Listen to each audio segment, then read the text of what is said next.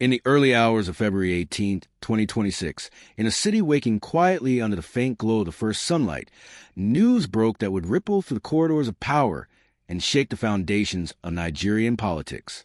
The name Nasir El-Rufai, former governor of Kaduna State, echoed through government halls, newsroom offices, and everyday conversations. A political storm of unprecedented scale erupted when intelligence leaks and confidential documents revealed the alleged existence of a luxury real estate empire in Cairo, Egypt, linked to the former governor. These revelations, while still under official investigation, raised profound and complex questions about the integrity of those who have held public office, the effectiveness of state oversight mechanisms, and more broadly, the health of Nigerian democracy. This phenomenon is not isolated. It is part of a broader context of debate around corruption, transparency, and accountability in public institutions. What began as a series of inquiries within the Independent Corrupt Practices and Other Related Offenses Commission, the Icpc, Nigeria's anti-corruption agency, has evolved into a landmark case with political, social, and legal ramifications.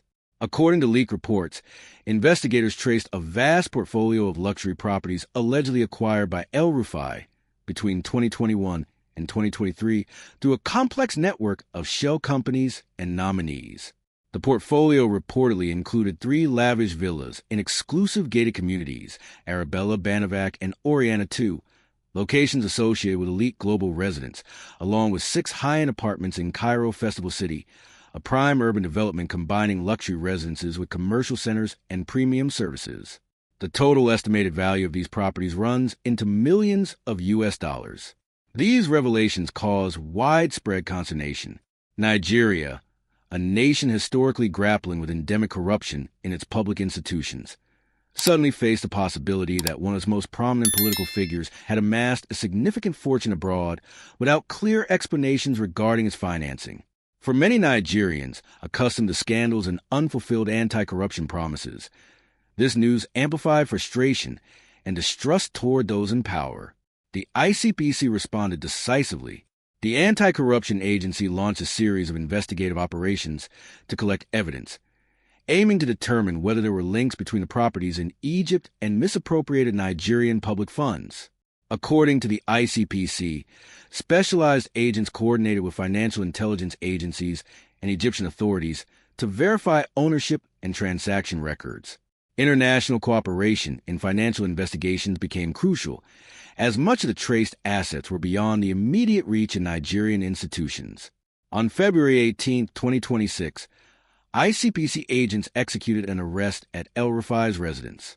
The operation was meticulously planned to avoid leaks, and the detention was carried out without violence, but with a notable police presence that drew media and public attention.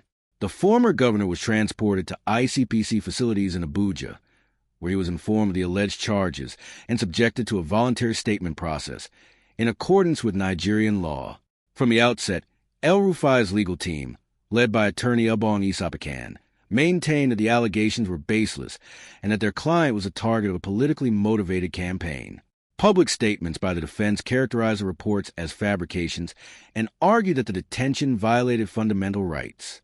The legal team warned that they would pursue defamation and unlawful detention claims if custody was not immediately revoked.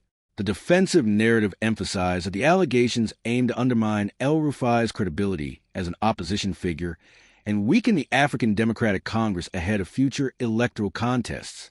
The defense also highlighted that in multiple public statements during 2023, El-Rufai had claimed ownership of only one house in Kaduna, which, according to the legal team, accurately reflected his known assets. Any assertions regarding foreign properties, they argued, lack substantiated evidence. This insistence has set up a direct clash of narratives between the former governor and the anti-corruption authorities. Meanwhile, the Icpc has maintained an institutional approach in its communications, avoiding sensationalist language. The agency stressed that investigations are ongoing and that formal charges depend on the corroboration of solid evidence. Icpc spokespeople emphasize that their work is not limited to targeting individuals, but aims to strengthen accountability mechanisms in Nigeria, underscoring that no one is above the law, and that investigations seek to determine if public funds were misused or misappropriated for personal gain. The Nigerian public remains deeply divided. A sector of society, weary from decades of corruption scandals that have eroded trust in institutions, views the investigation as an opportunity to reaffirm the rule of law.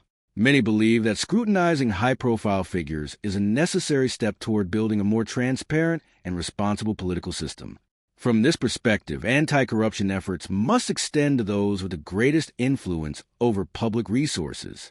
However, another segment of public opinion and political analysts warn of the risks of using oversight agencies for political ends.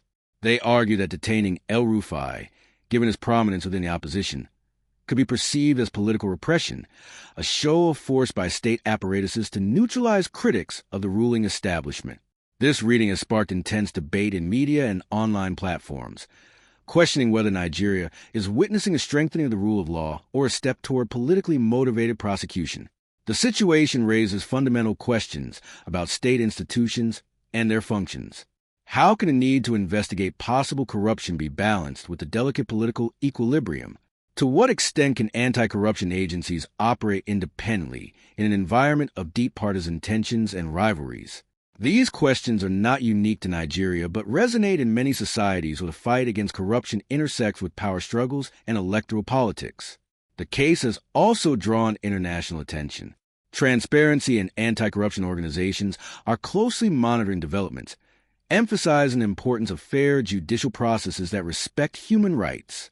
International cooperation between financial investigative agencies has been praised as a positive element, demonstrating that cross-border collaboration can effectively trace and analyze transnational assets.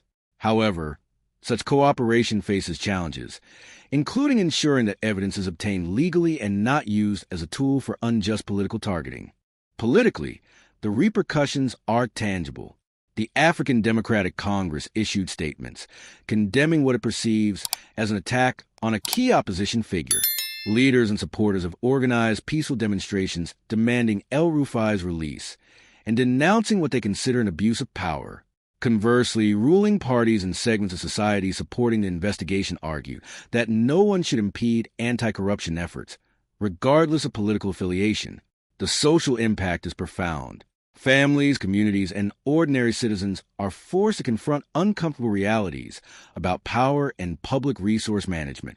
For many young Nigerians aspiring to a fairer society, this case symbolizes a test of the nation's institutions, the ability to enforce justice without privilege or impunity.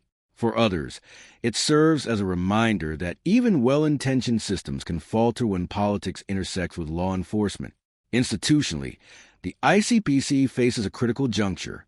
Its handling of the case will be scrutinized by the opposition, media, international observers, and civil society groups evaluating the independence and effectiveness of anti-corruption agencies. If the investigation proceeds with transparency, respect for due process, and judicial rigor, it could strengthen public confidence in the Icpc and similar institutions. Conversely, perceptions of bias or rights violations could further erode credibility. The El-Rufai case also prompts broader reflection on how societies respond to foreign-held wealth tied to public leaders. Owning assets abroad is not inherently illegal. Yet, in a country marked by economic inequality and basic social struggles, the perception that political figures accumulate vast foreign wealth without clear explanations fuels distrust and resentment. As judicial proceedings continue, the narrative develops with complexities beyond a single trial. Nigeria is invited to examine governance structures, internal controls, and a political culture that enables or restrains corruption. Oversight institutions now face the opportunity and challenge of demonstrating independence, impartiality, and adherence to fundamental rights. The outcome of this story remains unwritten. Nigeria treads an uncertain path where decisions in the coming months may define the trajectory of its political and judicial systems. The nation is at a critical crossroads, assessing whether revelations about Nasir El-Rufai confirm wrongdoing requiring sanctions, or whether they represent misuse of state instruments for partisan purposes. In closing, it is important to remember that the pursuit of justice and accountability should not be a privilege for the few, but a principle accessible to all. Transparency, judicial independence, and respect for due process are pillars of a healthy democracy. The story we explore today serves as a reminder that these pillars must be defended rigorously, without succumbing to absolutes or ignoring complexity of reality. We will continue to follow this case closely, confident that its developments will provide valuable lessons for Nigeria and other nations facing similar challenges. To fully understand the implications, the public is encouraged to stay informed, reflect critically on their country's institutions, and engage actively in the processes shaping the future of their societies.